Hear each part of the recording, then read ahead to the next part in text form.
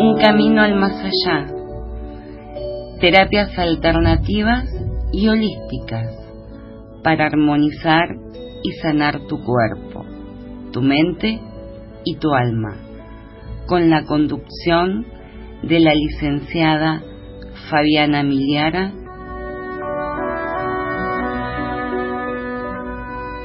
Bienvenidos. Muy pero muy bienvenidos. Nuevamente estamos aquí en un programa más de Un Camino al Más Allá. Seguimos un poquito con este tema de las enfermedades, porque entienden la enfermedad como que es algo malo y no terminan de comprender que la enfermedad es la primera puerta para sanar muchas cosas. En muchos lados leemos, ¿no?, que la enfermedad es la maestra de nuestro cuerpo. Y lo que les falta entender, comprender, asimilar, es que la enfermedad actúa como una solución biológica a un shock, a un trauma que no fue resuelto. Uno como terapeuta va escuchando las necesidades, las problemáticas con las que vienen los pacientes y en la charla siempre les pido que hagan una descripción, ¿no?, del síntoma o que me den el diagnóstico si es que lo tienen desde la medicina tradicional para saber qué órgano es el que está afectado. Y dependiendo, claro, de la función de ese órgano, se puede hacer un primer diagnóstico, una primera hipótesis, ¿no?, de la forma en que cómo la persona no solucionó este bioshock que tuvo en el pasado. Y para hacer un bioshock tiene que haber sido algo dramático, traumático, inesperado, algo que se vivió en soledad, algo que cuando lo vivimos sentimos que no tenía solución inmediata. Y las terapias complementarias o todo tipo de terapias que trabajo yo, ¿no?, son diferentes a la medicina tradicional, a la clásica que conoces, porque vemos a la enfermedad como una solución fisiológica ante un trauma no resuelto. A ver, nosotros entendemos que detrás de cada síntoma hay un mensaje y lo que se busca descodificando este síntoma es descifrarlo. Y los síntomas tienen una función biológica positiva. ¿Por qué? Porque pueden surgir de un momento muy específico en nuestra vida donde se vivió un shock o un bioshock y al no encontrar la solución inmediata el cuerpo tuvo que utilizar una vía suplementaria que es una vía de supervivencia y que se llama síntoma. Y para que este evento traumático, ¿no?, sea considerado bioshock, tiene que cumplir con muchos criterios. No es solamente que si se vive en soledad, como te dije antes, se hace un bioshock. Tiene que tener un conjunto de situaciones para considerarlo un bioshock. A veces este puede venir desde la niñez o puede venir desde el útero. Entonces, todo lo que es la epidermis tiene que ver con los procesos de separación. El esqueleto, ¿sí?, con la desvalorización. Los músculos están relacionados con la impotencia. El colon con los conflictos. El estómago, por ejemplo, se manifiesta, o en el estómago, todo lo que tiene que ver con la falta de capacidad para digerir, situaciones internas, situaciones externas que vemos. Y en los riñones es donde vemos los puntos de pérdidas de referencia. Después de que hacemos, digamos, la primera charla con el paciente y podemos identificar cuál es la problemática, cuál es la sintomatología, qué parte del cuerpo está, digamos, afectada, tenemos que identificar cuál es el momento en que la persona tuvo la experiencia traumática. A veces lo que hacemos es regresar a esa experiencia y a veces solo trabajamos para comprenderla. Esto claramente dependiendo del paciente, dependiendo la situación, dependiendo el shock. Y con esto utilizamos distintas herramientas: visualizaciones, decretos, limpiezas energéticas, recarga del campo energético, regresiones, si es necesario, e incluso en situaciones muy complejas utilizamos las constelaciones familiares. Pero todo esto es porque los seres humanos somos computadoras biológicas y vivimos realidades totalmente subjetivas. Como seres humanos estamos conectados a este inconsciente colectivo o como se lo llama, campo morfogenético, y tenemos muchas cosas en común y tenemos muchos consensos en nuestras realidades, pero la última realidad y digamos la verdadera, ¿sí?, es la que se materializa en el cerebro de cada una de las personas. Todo lo que uno cree ver, oír, tocar, sentir, saborear, es únicamente una recreación de estímulos eléctricos y electroquímicos de parte de nuestro cerebro. Un día habría que hacer un tallercito con respecto a este tema para que ustedes comprendan bien cómo es que funciona nuestro cerebro y cómo nosotros le hacemos creer a él y él nos hace creer a nosotros cosas que en realidad no son. Entonces, como te decía, en estos estímulos eléctricos y electroquímicos, donde trabaja el cerebro, es donde nosotros podemos decir en esta frase que escuchamos siempre: somos creadores de nuestra realidad. Y esto es literalmente así. Cuando un estímulo entra en nuestro cuerpo por cualquiera de los 5 sentidos, es conducido a la parte correspondiente, ¿no?, del cerebro en forma de corriente eléctrica. Y ahí nuestro cerebro hace como una obra teatral, como una representación virtual de ese estímulo. Entonces hay tantas interpretaciones diferentes de esa situación, de ese evento, como observadores, como distintas personas. Porque una vez que llega esa información al cerebro, llega la hora de interpretarla. Y ahí, en ese momento, es donde entran en juego la crianza de cada uno, las creencias de cada uno, lo implantado que tuvo cada uno en su familia.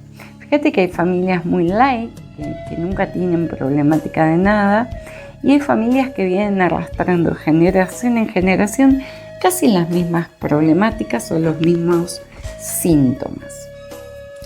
Y hay estudios psicológicos donde se observa que la información que le llega a una persona va siendo pasada por sus filtros. Cada uno tiene filtros distintos de acuerdo a la crianza que tuvo. Y se va alterando para acomodarse a sus creencias, de acuerdo a esta persona lo necesita. Quiere decir que si vos sos una persona light, con paz, con amor, optimista, esta información se va a acomodar de una manera que vos lo sientas tranquilamente.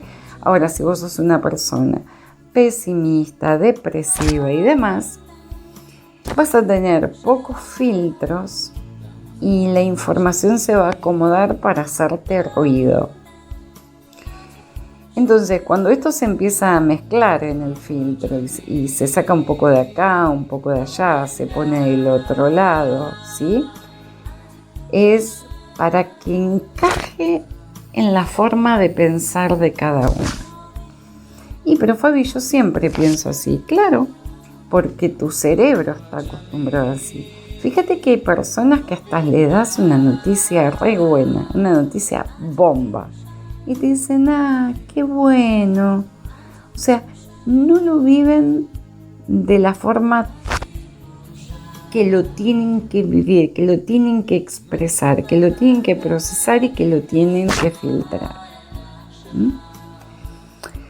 Por ejemplo, si una persona que te cae mal, ¿no? Que no lo digerís, dice algo, aunque ese algo sea neutro, eso que llega a tu cerebro a través de tus oídos, de tu visión, del sentido que esté actuando, lo vas a adaptar de forma que te va a reconfirmar aún más que esa persona no te gusta, que esa persona es mala, que esa persona es tal o cual cosa. Sin embargo, otra persona, otro observador, oye la misma situación y como no tiene esas creencias implantadas, como no tiene esos prejuicios que tenés vos, no va a tener la misma percepción de las palabras que haya dicho esta persona o del comentario. Entonces, acá podemos ver que realmente sí, nosotros tenemos muchísimo que ver en cómo percibimos la realidad. A ver, no existe nada fuera de nosotros. Nada, pero absolutamente nada que no podamos observar que no esté dentro. Esto es más o menos como cuando trabajamos con el espejo.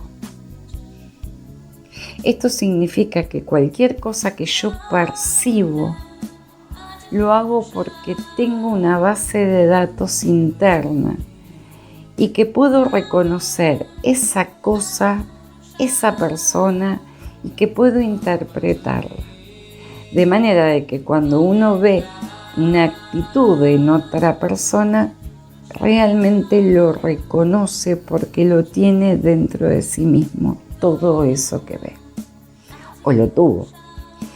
Cuando uno ve una cualidad que califica de mala o de incorrecta en otra persona, también la tenés vos.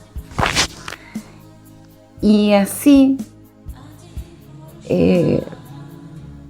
cuando vemos algo lindo que nos agrada, que nos seduce de otra persona, también lo tenemos nosotros. Entonces, en esta realidad proyectiva que tenemos todos, en la que vivimos, en la que se llama Matrix o ilusión, todo está conectado.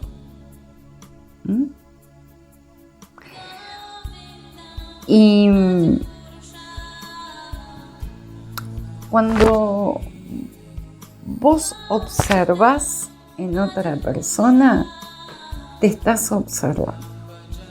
Lo que pasa es que nos detenemos en el ego del juzgar al otro, en vez de detenerse a pensar. Siempre cuento del maestro Corbera, ¿no? Que contaba en una conferencia que su esposa le había dicho algo que le había molestado muchísimo. Entonces decidió no debatir, no discutir, y fue a su cuarto y se preguntó, ¿por qué me molestó lo que me dijo? ¿Algo de lo que me dijo está en mí? Sí. Por eso me molestó.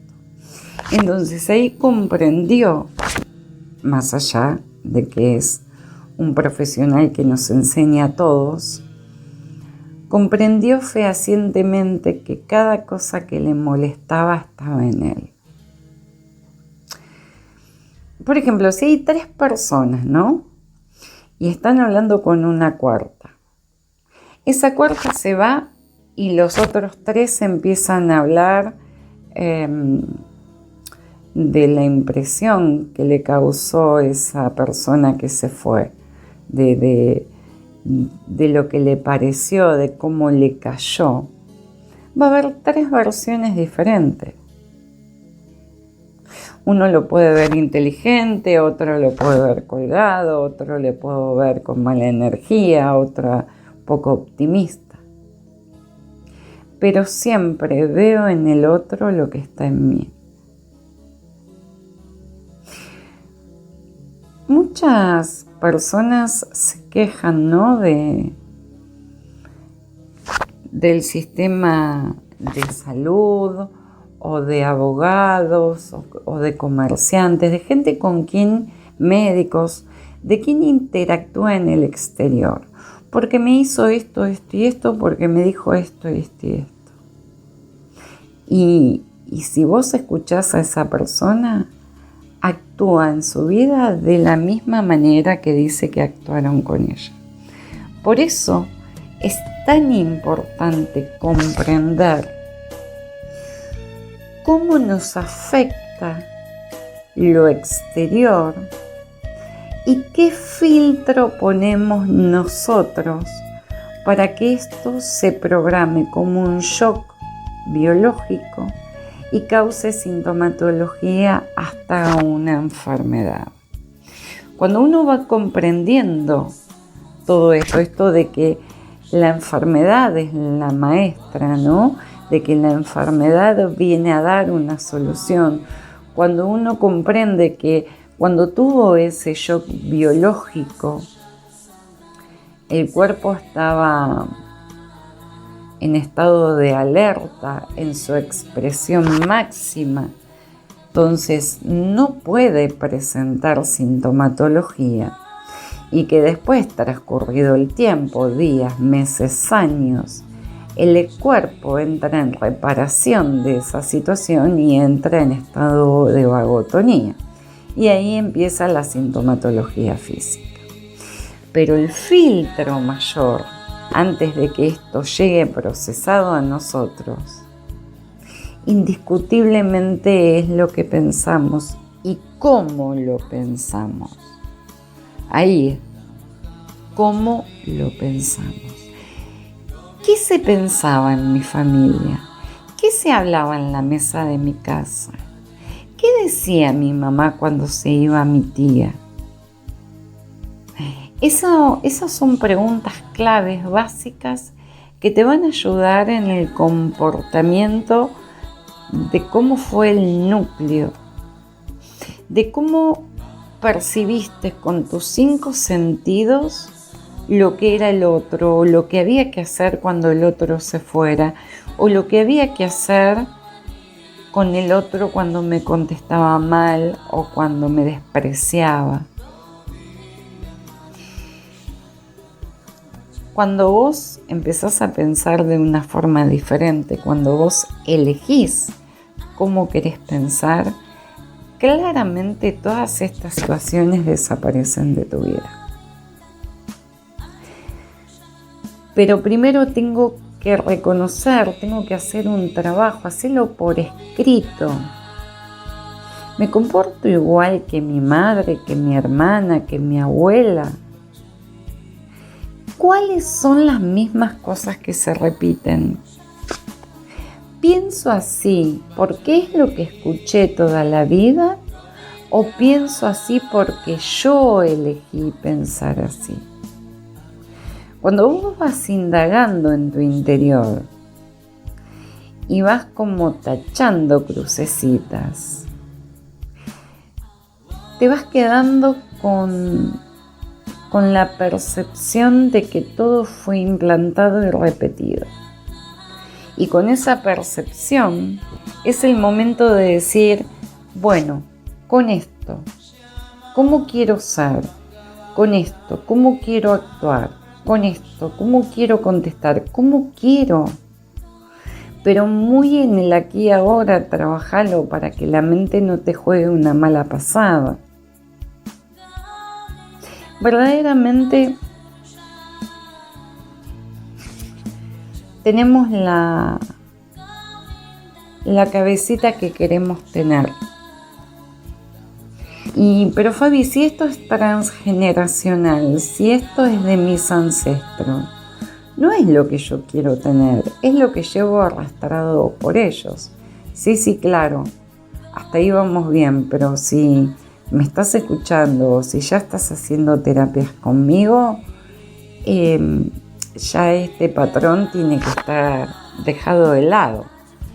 Ya tuviste que comprender esto para poderlo trabajar. Ahora, claro, hay shock biológicos que dan una sintomatología física que hay que trabajar más a fondo. Pero no por esto, no porque lo trabajemos más a fondo. Con cualquiera de las disciplinas no quiere decir que tu mentalidad no tenga que cambiar. Ahí está la clave. Si yo pensara hoy aquí ahora, como pensaba a mis 24 años, y claramente no estaría haciendo el programita, claramente no estaría en la situación que estoy. ¿Por qué? Porque todo fue implantado. Y fíjate que hoy, con 55 años y 30 y pico de años que estoy en este tema, 37 largos, todavía sigo descubriendo cosas. Y siempre vas a seguir descubriendo. ¿Por qué? Porque como lo haces por repetición, para la clave de corrección de eso repetitivo, lo tenés que enganchar en el momento. O sea, si yo estoy acostumbrada a lavar los platos antes de tomar el último sorbo de bebida cuando me levanté de la mesa, y esto lo hago desde siempre, esto lo hago desde chica. Recuerdo que mi mamá también lo hacía. Hasta que vos no seas consciente en ese momento lo que haces como acción repetitiva, no te vas a dar cuenta que lo haces. Por eso les insisto tanto y es tan importante tratar de trabajar muchas veces en el día con el aquí y ahora. Y eso te hace consciente de las situaciones y eso te ayuda a identificar y a correr del lugar. Te voy a pasar el número de teléfono para que te puedas contactar, pedirme una consulta, sugerirme algún tema, no sé, para lo que tengas ganas de que hablemos. Y es el 155-106-1944. 155-106-1944. Ya se nos viene el próximo taller, ya casi lo tenemos encima, tenemos 2 fechas, 10 y 17 de junio, muy intensivo lo que se viene. Vamos a seguir trabajando con constelaciones, vamos a tener constelaciones más que importantes, como venimos teniendo desde que estamos haciendo estos trabajos. Realmente estamos constelando problemáticas muy, muy complejas. El consultorio está en el barrio de Lanús, pero seguimos trabajando de forma online. La página de Facebook, Un Camino al Más Allá, _terapias holísticas, y en Instagram me podés encontrar como Fabiana Millara. Espero te haya servido este temita y que lo pongas en práctica. Vas a ver qué interesante es pensar como uno tiene ganas. Desde aquí, desde Un Camino al Más Allá, me despido hasta el próximo programa. Que todos mis dioses los guíen y los protejan. Hasta la próxima. Un camino al más allá. Terapias alternativas. Para más información, 155 106 1944.